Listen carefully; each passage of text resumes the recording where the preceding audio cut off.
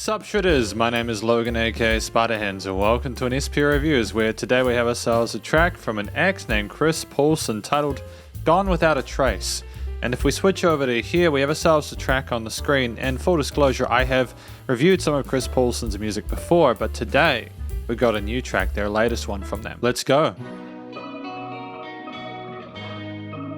Instant with the instrumental theme.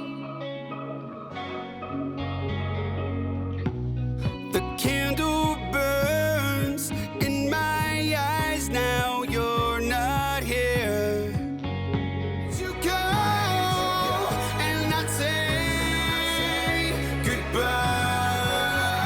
I like the backing vocals and the sides, they're really pretty. Taken by time, you had no choice but to let it go. I thought there was going to be heavier elements here, that's good, or louder elements.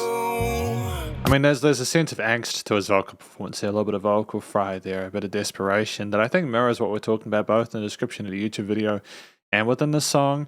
I think that having the drums come in the second part is great development, nice semblance of extra sort of groove there, flow pushing us forward. And the other sort of synth elements as well as guitar parts and bass bits we've had here, they create a really interesting picture. It's catchy, but it's also not insincere, you know? Great. How we're going to vary this interlude.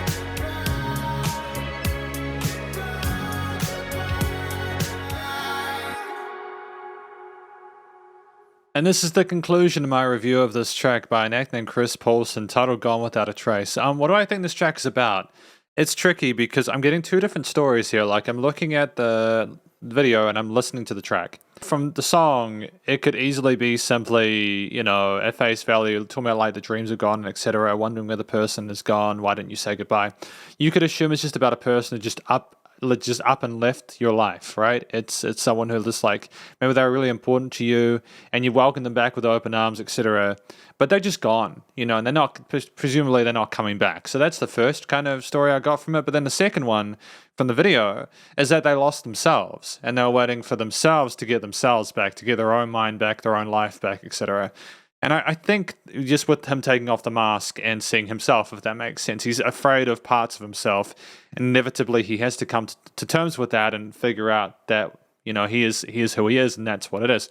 So I think that there's multiple ways of interpreting this. I think that it's actually quite smart because there's a lot of people, even nowadays, with all the...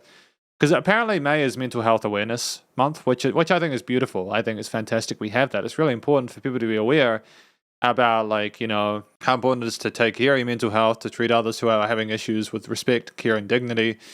And, you know, to also be aware of the stigmas, right? But there's a lot of people who, regardless of that, just don't really have a lot of sympathy for people who are mentally unwell. Some people who are even very cruel about it. So I think for those people, they might relate more automatically with the story about, oh, the person left that I wanted to, and that they might relate to the person leaving their relationship, whereas other people might be able to relate to the story of the person finding themselves.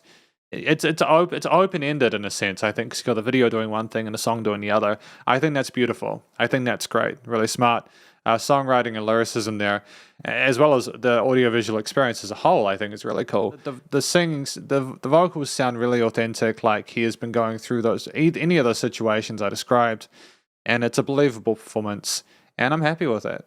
You know, he sang really well, some creativity there with those approaches, and it's really engaging and interesting. I think most of the direction there from like you should feel this perspective came from the singing.